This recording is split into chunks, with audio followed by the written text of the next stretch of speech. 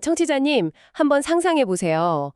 그 제임스 캐머런 감독의 영화 아바타에 등장할 법한 곳 있잖아요. 1년 내내 짙은 안개로 덮여 있고 막 나무 통치마다 거대한 초록색 이끼가 심장처럼 쿵쾅쿵쾅 맥박치는 듯한 그런 신비로운 구름숲 한가운데 서 있는 모습을요. 와, 상상만 해도 진짜 몽환적이고 압도적인 풍경이네요. 그렇죠. 그런데 지금 발을 딛고 있는 바로 이 경이로운 생태계가 불과 한 50년 전만 해도 전 세계 불법 아편의 70%를 쏟아내던 나무 한 그루 없이 잿빛으로 타버린 마약 카르텔의 황무지였다면 믿으시겠습니까? 자, 그럼 오늘 살펴볼 자료를 한번 풀어볼까요? 네, 이거 진짜 극단적인 두 세계의 충돌이거든요. 한 장소의 물리적, 생태적, 사회적 DNA가 반세기 만에 이렇게 완벽하게 뒤바뀌는 경우는 인류 역사상 거의 찾아보기 힘듭니다. 이 자료가 뭐냐면 2026년 3월 16일 단 17명의 여행단을 위해서 아주 특별하게 제작된 태국 치앙마이 도예인타논 국립공원 투어 슬라이드 덱이거든요. 아, 17명만을 위한 프라이빗 투어 자료군요. 네네, 맞습니다. 그래서 오늘의 심층 탐구 미션은 아주 명확합니다. 마약으로 얼룩졌던 이 죽음의 산맥이 어떻게 생태계의 기적으로 거듭났는지, 그리고 이 숲이 어떻게 아바타의 영감이 되었는지 그 숨겨진 톱니바퀴들을 낱낱이 해체해보는 겁니다. 벌써부터 기대가 되나요? 치앙마이 전문 오디오 여행 가이드가 되어보려 합니다. 제가 슬라이드의 풍경을 눈앞에 생생하게 그려드리며 안내할 테니까요. 전문가님은 이 여정의 숨겨진 맥락을 아주 깊이 파헤쳐 주시죠. 네, 좋습니다. 제대로 한번 파헤쳐 보겠습니다. 준비되셨나요, 청취자님? 그럼 첫 번째 목적지로 출발합니다. 다음 페이지. 화면이 넘어갔네요. 네, 슬라이드가 열리면서 아주 암울한 흑백 사진하고 지도가 눈길을 확 사로잡습니다. 여기가 1960년대 태국 북부, 미얀마, 라오스 국경이 만나는 그 유명한 골든 트라이앵글의 심장부입니다. 아, 그 악명 높은 골든 트라이앵글이군요. 네, 사진 속 산들을 보면 화전 농업으로 새까맣게 타버린 잿빛 민둥산이고요. 그 메마른 흙 위로 끝도 없이 펼쳐진 건 오직 양귀비, 그러니까 아편 꽃뿐이에요.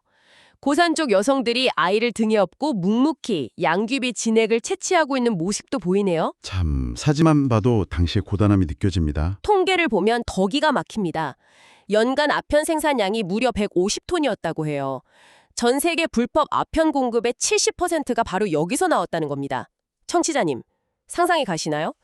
지금은 너무 아름다운 국립공원인 이곳이 불과 50년 전만 해도 거대한 불법 마약 카르텔의 생존형 농장이었다는 사실이요. 정말 충격적입니다. 여기서 정말 흥미로운 점은요. 이 거대한 범죄 생태계가 유지될 수밖에 없었던 구조적 원인입니다. 우리는 마약 재배라고 하면 흔히 막 악랄한 거대 카르텔의 탐욕, 막 이런 것만 떠올리잖아요. 그렇죠. 영화에서 보는 그런 범죄 조직들이요. 네. 하지만 당시 이 산맥에 살던 고산족 사람들에게 아편은 범죄가 아니라 문맥 그대로 유일한 생존 수단이었습니다. 잠깐만요. 유일한 생존 수단이요. 아니, 아무리 척박해도 옥수수나 감자 같은 걸 심어서 먹고 살 수는 없었나요? 왜 하필 아편이어야만 했죠? 아주 핵심적인 질문입니다. 이건 철저하게 지리적 고립과 경제학의 문제거든요.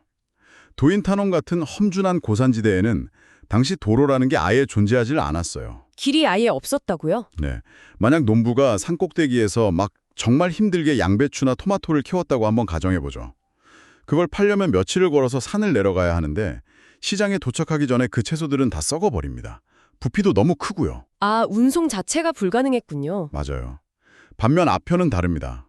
부피가 워낙 작아서 당나귀 한 마리에 엄청난 가치를 실을 수가 있고 무엇보다 몇 달이 지나도 절대 썩지 않습니다. 아하, 썩지를 않으니까 보관하기도 좋았겠네요. 게다가 카르텔이 산속 깊은 곳까지 직접 찾아와서 현찰을 주고 사가잖아요. 그러니까 가난한 고산적 입장에서는 아편을 대체할 수 있는 경제적 대안이 그 당시 지구상에 존재하지 않았던 겁니다. 오, 듣고 보니 정말 썩지 않고 가볍고 심지어 알아서 살아온다니 경제학적으로 완벽한 작물이었네요. 당장 내일 아이들 입에 풀칠을 해야 하는 사람들한테 불법이니까 당장 재배를 멈춰라, 이렇게 백날 처벌해봤자 진짜 아무 소용이 없었겠군요. 정확합니다. 바로 그 지점이에요.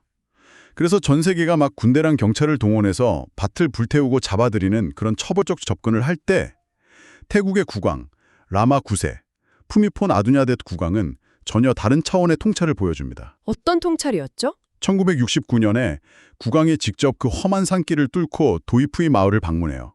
거기서 현장에 참혹한 빈곤을 직접 목격하고는 이렇게 선언하죠. 아편보다 돈이 되는 작물을 찾아주자. 와, 아편보다 돈이 되는 작물을 찾아주자. 예, 여기서 정말 흥미로워지는 부분인데요. 국왕의 그 한마디가 슬라이드 정중앙에 아주 크게 적혀 있습니다. 그런데요, 전문가님, 솔직히 말해서 무장한 마약 카르텔을 지배하는 그 험한 산맥에 들어가서 자, 우리 이제부터 마약 대신 다른 거 키워봅시다. 이렇게 말하는 건 너무 순진한 발상 아닌가요? 처음 들으면 당연히 그렇게 생각할 수 있죠. 네, 이게 도대체 어떻게 현실에서 작동할 수 있었던 건지 그 마법 같은 해결책을 보러 가보겠습니다. 다음 페이지. 네, 화면이 바뀌었네요. 화면이 바뀌면서 그 유명한 로열 프로젝트의 4단계 선순환 구조가 등장합니다.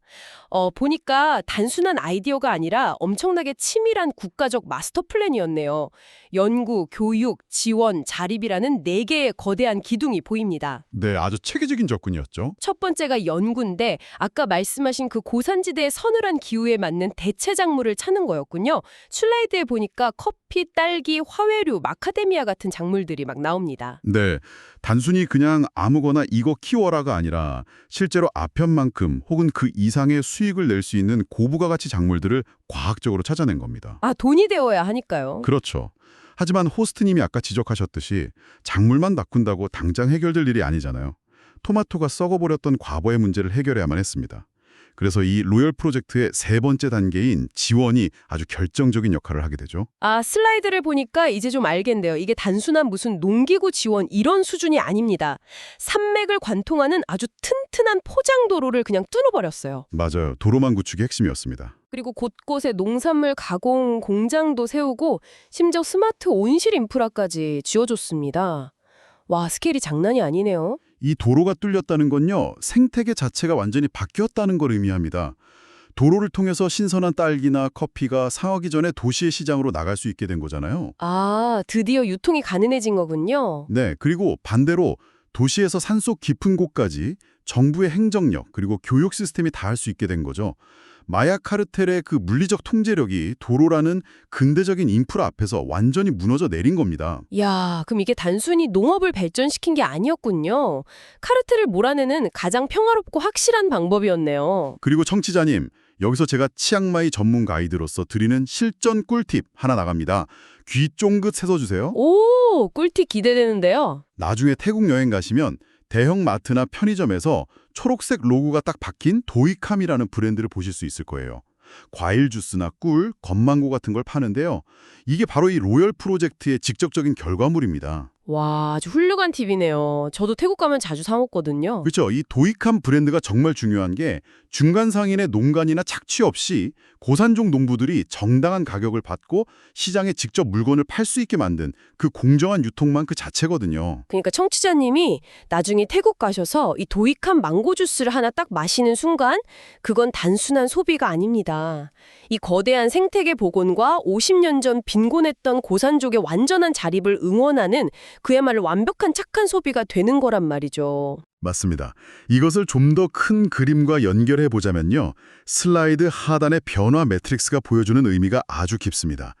1960년대에는 마약에 의존하며 범죄자 취급을 받던 국경지대에 소외된 소수 민족들이었잖아요. 네, 그늘에 숨어 살아야 했죠. 그런데 이제는 당당하게 태국 경제에 기여하는 전문 농업인이자 자랑스러운 태국 사회의 일원으로 편입이 된 겁니다.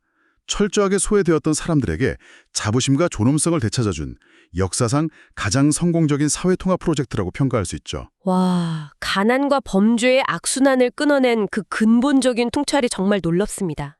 자, 이렇게 사람들이 빈곤에서 벗어나니까 드디어 자연도 스스로를 치유하기 시작했습니다.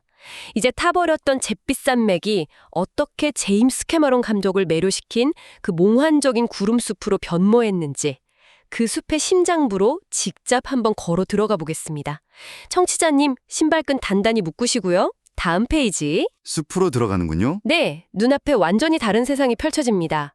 빽빽하고 울창한 원시림, 나무 기둥마다 막 융단처럼 아주 두껍게 덮인 짙은 초록색 이끼들, 그리고 몽환적으로 쫙 깔린 안개까지. 이곳이 바로 영화 아바타의 영감이 된 앙카루왕 자연 탐방로입니다. 정말 신비로운 분위기네요. 입구에 보니까 나무로 된 01번 표지판이 서 있는데요. 내용이 심상치가 않습니다. 이 숲이 무려 4,300년 전부터 존재해온 이탄늪, 그러니까 영어로 피트 스왑프라고 하고요. 그리고 히말라야로 가는 관문이라고 딱 적혀 있네요. 이 이탄늪이라는 환경 자체가 하나의 거대한 타임캡슐입니다. 타임캡슐이요? 네, 일반적인 숲에서는 나뭇잎이나 쓰러진 나무가 미생물에 의해서 금방 썩어서 흙이 되잖아요. 그렇죠. 거름이 되죠, 보통. 를 흠뻑 머금고 있습니다. 미생물이 살아갈 수 없는 극한의 환경인 거죠? 썩지를 못하는 환경이군요. 맞습니다. 그러다 보니 죽은 식물들이 썩지 않고 수천 년 동안 그대로 켜켜이 쌓이면서 거대한 스폰지 같은 독특한 지형을 만들어낸 겁니다. 와, 4,300년 동안 죽은 식물들이 썩지 않고 쌓여서 만든 숲이라니 약간 소름이 돋으면서도 진짜 경이롭네요. 그런데 전문가님, 제가 이 표지판을 보면서 도무지 이해가 안 가는 게 하나 있어요. 어떤 부분이죠? 아까 그 히말라야로 가는 관문이요. 태국은 동남아시아에 덥고 습한 열대 국가잖아요. 아무리 산이라도 그렇지 태국에 있는 산맥이 저 멀리 춥고 눈 덮인 히말라야랑 생태학적으로 어떻게 연결된다는 건지 이게 납득이 잘 안 가거든요. 그 의문이 당연합니다. 현재의 지도로 놓고 보면 절대 이해할 수 없죠. 하지만 시간을 빙하기 시대로 한번 쫙 되돌려 보면 미스터리가 풀립니다. 빙하기요? 네, 기후가 지금보다 훨씬 추웠을 때 히말라야 산맥에 살던 한링 식물들이 남쪽으로 쭉쭉 뻗어 내려와서 동남아시아 평지까지 퍼졌습니다. 아하, 그때는 태국도 추웠으니까요? 그렇죠. 그러다가 기후가 다시 따뜻해지면서 평지에 있던 추운 식물들은 살 곳을 잃고 다 멸종해버렸죠. 하지만 해발 2,500m가 넘는 이 도이 인타논의 정상, 짙은 구름으로 덮인 이 서늘한 꼭대기에만 그 고대 식물들이 겨우 살아남은 겁니다. 일종의 생태학적 피난처가 된 셈이죠. 아, 그러니까 과거의 추운 기후를 간직한 이 산 꼭대기가 마치 더운 바다 한가운데 떠있는 고립된 섬처럼 수천 년 동안 유지되었다는 거군요. 진짜 기가 막힙니다. 맞습니다. 그 결정적 증거가 바로 01번 표지판에 적혀있는 플라기오기리아 콤무니스 칭이라는 양치식물입니다. 이름이 좀 어렵죠? 엄청 기네요. 네, 오직 히말라야 같은 아주 춥고 높은 고산지대에서만 자라는 이 고대 양치식물이 수천 킬로미터나 떨어진 태국 도인타논 꼭대기에서 똑같이 발견이 된 겁니다. 와, 진짜 기적 같은 생존이네요. 생명의 신비가 대단합니다. 하지만 이 고립된 타임캡슐이라는 말은요. 역으로 생각하면 아주 작은 기후변화에도 이 섬이 쉽게 깨질 수 있다는 뜻이기도 하잖아요. 정확합니다. 이건 정말 아주 중요한 질문을 제기하는데요. 표지판 마지막에 경고 문구처럼 지구온난화로 인해서 산 정상의 기온이 단 몇 도만 올라가더라도 수천 년을 버텨온 이 미세기후는 순식간에 붕괴됩니다. 온도가 조금만 올라도요? 네, 평지에서 식물들이 산 위로 도망쳐 왔는데 이제 더 이상 위로 올라갈 곳이 없잖아요. 갈 곳 없는 고대 생태계는 영원히 소멸하게 되는 무서운 현실을 마주하고 있는 거죠. 아, 듣고 보니 이 신비로운 구름숲이 단순한 예쁜 관광지가 아니라 우리가 반드시 지켜내야 할 지구의 아주 연약한 조각이라는 사실이 정말 뼈저리게 와닿습니다. 이 생태계가 얼마나 경이롭고 정교하게 굴러가는지 좀 더 안쪽으로 들어가서 확인해 보죠. 다음 페이지. 네, 더 깊은 숲으로 들어가네요. 탐방로의 깊은 곳 02번, 03번, 06번 표지판들이 차례로 모습을 드러냅니다. 청취자님, 주변 나무를 감싸고 있는 저 두꺼운 초록색 이끼를 자세히 보세요. 그냥 평범한 이끼가 아닙니다. 표지판을 보니까 이 녀석의 이름은 스파그넘 모스, 태국어로는 카오톡 루시라고 하는데요. 건조할 때 자기 무게에 무려 20배에 달하는 수분을 머금는다고 합니다. 완전히 물 먹는 하마네요. 하하하, 맞습니다. 슬라이드에 있는 현미경 세포 단면도를 보면 그 비밀을 명확하게 알 수 있어요. 오, 단면도는 어떻게 생겼나요? 이 이끼의 세포 대부분은요, 사실 텅 비어있는 죽은 세포들입니다. 비가 오거나 안개가 짙어지면 이 빈 공간의 구멍들이 마치 미세한 저수지 펌프처럼 엄청난 양의 물을 진공청소기처럼 빨아들여서 팽창하는 거죠. 와, 그러니까 물 먹는 하마 같은 그런 단순한 비유를 넘어서서 이 숲의 바닥과 나무 전체가 수십억 개의 미세한 천연 저수지 시스템으로 덮여 있다는 거네요. 맞아요. 건기가 오면 이 세포들이 머금고 있던 물을 서서히 뿜어내면서 산 아래로 물을 계속 흘려보내주는 거고요. 네, 완벽한 이해입니다. 그리고 그 숲이 품고 있는 물을 듬뿍 먹고 자라나는 하이라이트가 바로 03번 표지판에 나오는 만병초입니다. 아, 만병초요? 저도 이름은 들어봤습니다. 보통 우리가 아는 만병초는 기껏해야 사람 무릎이나 허리까지 오는 작은 관목이거든요. 그런데 이곳의 만병초는 빽빽한 숲 속에서 햇빛을 조금이라도 더 차지하기 위해 마치 진화의 한계를 시험하듯이 최대 12m까지 거대하게 자라납니다. 12m요? 건물 4층 높이네요. 네, 그리고 그 거대한 나무 꼭대기에는 아주 새빨간 꽃이 화려하게 피어 있죠. 제가 이 거대한 붉은 꽃하고 그 주위를 맴도는 새들의 관계를 슬라이드에서 보면서 약간 이런 생각이 들었어요. 이 만병초꽃은 아무나 막 들어올 수 없는 특정 손님만을 위해서 아주 정교하게 맞춤 설계된 VIP 전용 레스토랑 같다. 이렇게요. 아, 그 비유가 생물학의 공진화라는 개념을 완벽하게 설명하고 있네요. 공진화요? 서로 맞춰서 진화했다는 건가요? 맞습니다. 그 VIP 손님의 정체가 바로 06번 표지판에 등장하는 긴 꼬리 태양새입니다.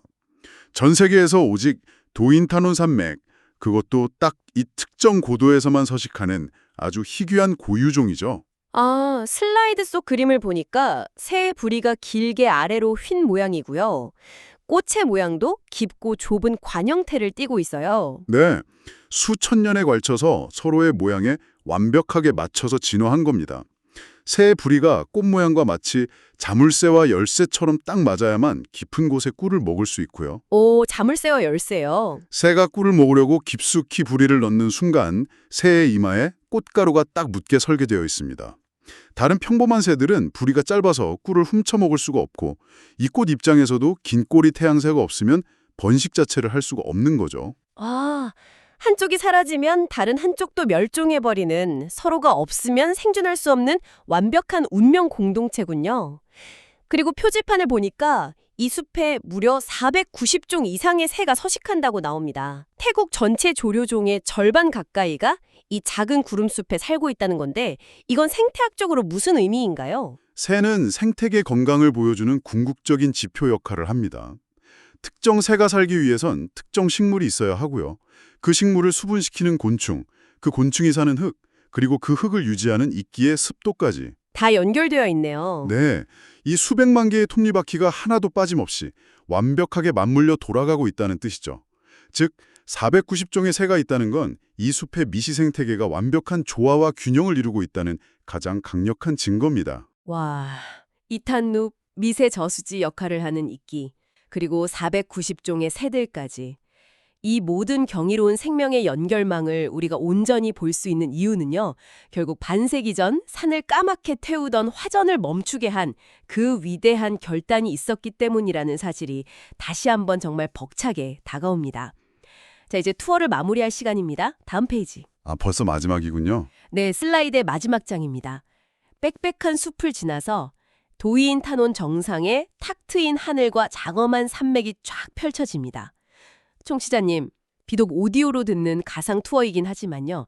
지금 당장 멈춰서서 이 맑고 차가운 산 공기를 가슴 깊숙이 한번 들이마셔 보시길 바랍니다. 쓱, 하. 공기가 달게 느껴지네요. 지금 우리가 마신 이 공기는 단순히 자연이 우연히 만들어낸 것이 아닙니다. 생존을 위해 아편을 심어야만 했던 사람들의 그 지독한 가난을 치유하고 잿빛 황무지를 다시 생명의 숲으로 살려낸 그 치열했던 인내, 그리고 로열 프로젝트의 숨결이 이 공기 속에 고스란히 녹아 있거든요. 생태계와 인간의 삶이 얼마나 긴밀하게 그리고 끈끈하게 연결되어 있는지 보여주는 완벽한 교과서 같은 곳이죠.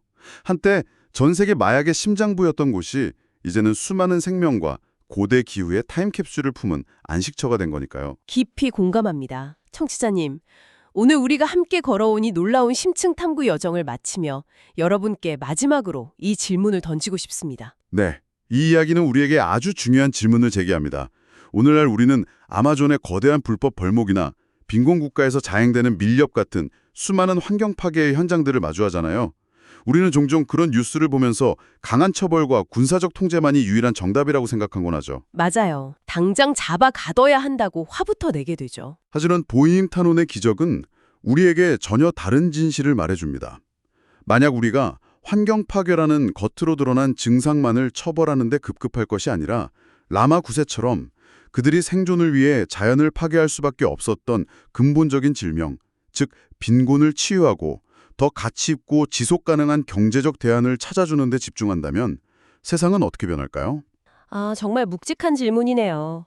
도이인타논이 카르텔의 무법지대에서 아바타의 성지로 변할 수 있었다면 지금 우리가 겪고 있는 지구의 수많은 위기들 앞에서도 우리는 분명 새로운 기적의 씨앗을 발견할 수 있지 않을까요? 여러분의 생각은 어떠신가요? 오늘 들려드린 이 이야기 속에서 세상을 바꾸는 진짜 힘은 과연 어디에서 오는지 한 번쯤 깊게 생각해 보시길 바랍니다. 오늘 저와 함께한 치앙마이 도이인타논 투어 그리고 이 뜻깊은 심층 탐구 여정은 여기까지입니다. 긴 시간 함께 걸어주셔서 진심으로 감사합니다.